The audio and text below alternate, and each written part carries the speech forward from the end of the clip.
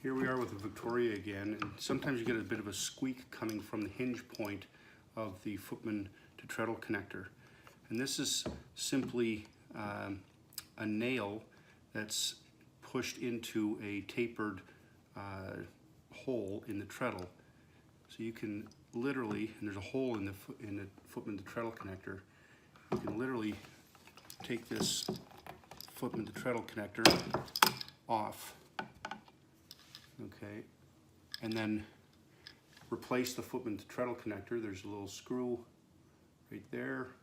You remove the screw, replace the footman-to-treadle connector, and then snap this back over top of the nail head to get it back into place.